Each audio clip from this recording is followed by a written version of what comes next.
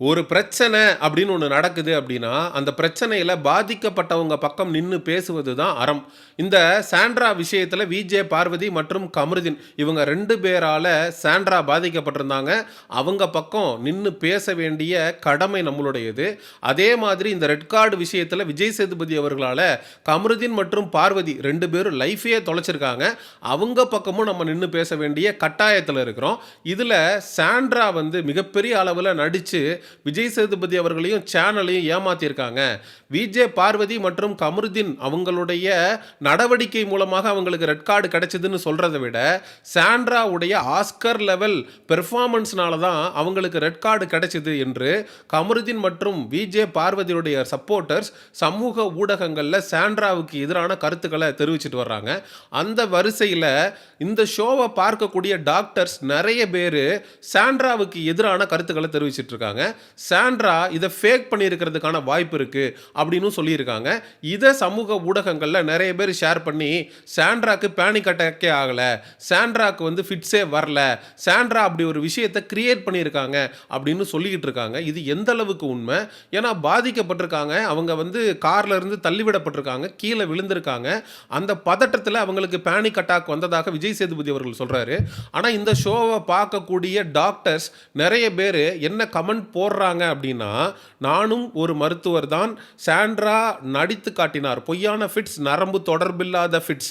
அதாவது இந்த ஃபிட்ஸுங்கிறதே நரம்பியல் ரீதியாக பிரச்சனை, மூளையில் வந்து அந்த எலக்ட்ரிசிட்டி மாதிரி ஜென்ரேட் ஆகுமா, அதனால் ஏற்படக்கூடிய தற்காலிகமான ஒரு விஷயம் தான் ஃபிட்ஸ் அப்படின்னு சொல்கிறாங்க.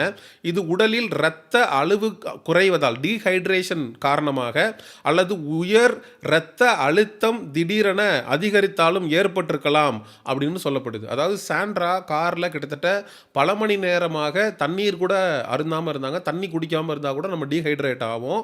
ஸோ அதனால் கூட சாண்ட்ராவுக்கு அப்படி ஒரு விஷயம் நடந்திருக்கலாம். ஸோ அதையும் சொல்லியிருக்காரு. உண்மையாகவே பேனிக் காரணமாக ஃபிட்ஸ் வந்திருந்தால் குறைந்தது 1 மணி நேரம் ஃப்ளூயிட் கொடுக்க வேண்டும். அதாவது 1 ஹவருக்கு வந்து கையில் வந்து இந்த இன்ஜெக்ஷன்லாம் போட்டு ட்ரிப்ஸ் மாதிரி ஏற்றுவாங்க இல்லையா, அது மாதிரி வந்து ஃப்ளூயிட் வந்து உடம்புக்கு வந்து கொடுப்பாங்க 1 ஹவரு. அந்த ட்ரிப்ஸ் ஏறி முடித்ததுக்கு அப்புறம் 2 மணி நேரம் கண்காணிப்பில் அப்சர்வேஷனில் வச்சிருக்க வேண்டும். ஆகவே குறைந்தபட்சம் 1 மணி நேரம் ட்ரிப்ஸ் ஏறுறதுக்கு 2 மணி நேரம் அப்சர்வேஷனில், கிட்டத்தட்ட 2+1 3 மணி நேரம் சாண்ட்ரா வந்து மருத்துவமனையில் அனுமதிக்கப்பட்டிருக்க வேண்டும். ஆனால் சாண்ட்ரா 45 நிமிடங்களேயே வெளியே வந்துவிட்டார். அதனால் இது வந்து நடிப்பாக இருப்பதற்கான வாய்ப்பு இருக்குது அப்படின்னு மருத்துவர்கள் ஒரு சில பேர் வந்து கமெண்ட் பண்ணிட்டு வர்றாங்க. ஸோ இதை நம்ம எப்படி எடுத்துக்கிறதுன்னு தெரில. ஒரு சில டாக்டர்ஸ் என்ன சொல்கிறாங்க அப்படின்னா, 20 வருடங்களாக அவங்க வந்து பிரஜன் கூட இருக்கிறாங்க, அவங்களுக்கு நிச்சயமானதுக்கப்புறம் பிரஜன் தான் லைஃப்னு சொல்லி வந்து பிரஜனோட வாழ்ந்துட்டுருக்காங்க. ஒரு கட்டத்தில் வந்து தன்னுடைய அண்ணனை இழக்கிறாங்க, அப்பா அம்மாவை இழக்கிறாங்க, சித்தி கொடுமைகளுக்கு உட்படுத்தப்படுறாங்க. ஸோ சாண்ட்ராவுக்கு ஏகப்பட்ட பிரச்சனைகள் அப்படின்றது வந்து சைல்ட்ஹுட்ல இருந்தே அவங்க ஃபேஸ் பண்ணிருக்காங்க. அதனால் சாண்ட்ராவுக்கு மனரீதியான ஒரு சில குழப்பங்கள், மனரீதியான பலவீனமான ஒரு நிலையில் வந்து சாண்ட்ரா இருக்கிறாங்க. குழந்தைகள் வந்ததுக்கப்புறம் நமக்கு ஏதாவது ஒன்று ஆயிடுச்சுன்னா நம்மளுடைய குழந்தைகளுடைய எதிர்காலம் என்ன ஆகிறது அப்படிங்கிற தற்காப்பு மனநிலைக்கு சாண்ட்ராவுடைய மனது போயிருக்கலாம். அதனால் நமக்கு ஏதோ ஒரு விஷயம் நடந்துருச்சு அப்படின்னு சொல்லி அவங்க ஒரு டெலியூஷனலாக அப்படி ஒரு விஷயத்தை செஞ்சுருக்கலாம் அப்படின்னு நிறைய மனோ தத்துவ நிபுணர்களும் கருத்து தெரிவிச்சுட்டு வர்றாங்க. ஸோ இந்த இடத்துல சாண்ட்ராவை விஜே பார்வதி மற்றும் கமருதீன் தள்ளி விட்டது 100க்கு 200% தவறு. இந்த இடத்துல நம்ம சாண்ட்ரா பக்கம் தான் நிற்கிறோம்.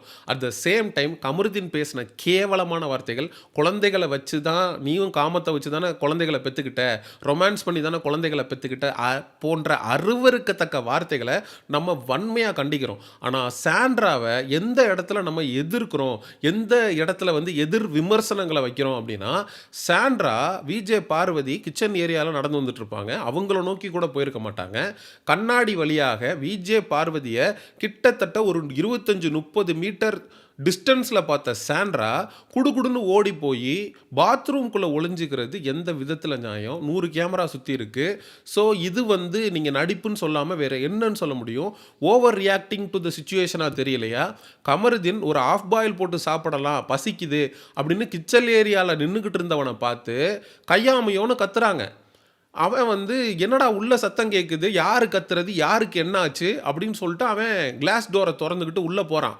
உள்ள போகும்போது கமருதீனை பார்த்து ஆ, அந்த பழைய படங்கள்ல ஹீரோயின்லாம் கத்துவாங்கல்ல அந்த மாதிரி போர்வையெல்லாம் எடுத்து போத்திக்கிட்டு சபரி சபரி சபரி நீ எங்க இருக்க அப்படின்னு பண்ணது. இதை வந்து நீங்க என்னன்னு சொல்லுவீங்க? How can you explain this? அவன் he is nowhere coming to you, he is எங்கேயோ ஒரு இடத்துல இருக்கான், பார்வதி எங்கேயோ ஒரு இடத்துல இருக்கா. அவங்கள பார்த்து நீங்கள் எதுக்கு over reacting to the situation? இதனால தான் இது நடிப்பா இருக்குமோ அப்படிங்கிற கேள்விகளை வந்து பல பேர் எழுப்பிட்டு வராங்க. அதே மாதிரி ரெட் கார்டு கொடுக்கப்பட்டுருச்சு. அவங்க 2 பேரும் பிக் பாஸ் வீட்டை விட்டு வெளில போறாங்க.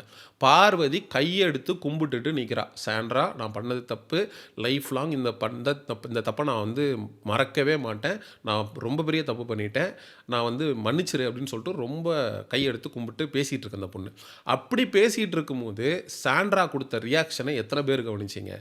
சரி, பார்வதி வந்து அவள் பேசுனதில் உண்மைத்தன்மை இல்லை, அவள் ஃபீல் பண்ணி பேசலை, அவள் ஏதோ பேசணுன்றதுக்காக பேசினா அப்படின்னு சொல்லி சாண்ட்ராவுடைய கணவரான பிரஜன் சொல்கிறாரு. ஆனால் கமருதீனுடைய அந்த ஒரு மன்னிப்பு கேட்ட விதம், காலில் விழுந்தது வந்து ஜென்யூனாக ஃபீல் ஆச்சுன்னு சொல்கிறாரு. யார்? பிரஜன். அப்படி ஜென்யூனாக பிரஜனுக்கு ஃபீல் ஆகிருக்கு, ஏன் சாண்ட்ராவுக்கு ஃபீல் ஆகலை? தான் செய்த தவறுகளுக்கு ஒரு 2 குழந்தைகளுடைய தாய் என்றும் பாராமல் கேவலமான வார்த்தைகளை பயன்படுத்தி ரொமான்ஸ் பண்ணி தானே நீ பிள்ளை பத்துக்கிட்டேன்னு சொல்லி அதே நேஷனல் மீடியாவில் தான் கமருதீன் பேசுகிறான். அதே நேஷனல் மீடியாவில் வீக்கெண்ட் எபிசோடில் சாண்ட்ராவுடைய காலில் ஒட்டுமொத்த நேஷனல் மீடியாவும் பார்த்துட்டு இருக்கிறப்போ அவன் விழுந்து எந்திரிச்சிட்டு வர்றான். அவன் காலில் வந்து விழுகிறத கூட பயந்து ஒரு ஆக்டிங் பண்ணி அதை வந்து நீங்கள் என்ன பண்ண போறீங்கிறது தான். ஸோ இந்த இடத்துல ரெட் கார்டு அப்படிங்கிறது கமருதீன் மற்றும் பார்வதியுடைய செயல்பாடுகளுக்காக கொடுக்கப்பட்டுச்சா, இல்லை சாண்ட்ராவுடைய ஆஸ்கார் லெவல் ஆக்டிங்காக கொடுக்கப்பட்டுச்சா அப்படிங்கிற கேள்விகளை சமூக ஊடகங்களில் கமருதீன் மற்றும் விஜே பார்வதியுடைய சப்போர்ட்டர்ஸ் எழுப்பிக்கிட்டு இருக்காங்க. எதன் அடிப்படையில் ரெட் கார்டுன்றது கொடுக்கப்பட்டுச்சு? சபரி விஷயத்தில் விஜே பார்வதியும் இதே மாதிரி பண்ணியிருந்தா கண் அடிபட்டு இவ்வளோ பெருசாக வீங்கி போச்சுங்க. சபரினால அடிபட்டிருக்கும். பார்வதி வந்து அப்போ வந்து விக்கல்ஸ் விக்ரமுக்கும் பார்வதிக்கு நடுவில் சண்டை வரும். திவாகர் லெஃப்ட் சைடில் நின்றுட்டு கண்ணுக்கு ஒத்தரம் கொடுத்துட்ருப்பாரு. அந்த வலியோட தாங்கிக்கிட்டு விக்கல்ஸ் விக்ரமோட 1-on-1 ஃபைட் பண்ணிகிட்டு இருப்பா.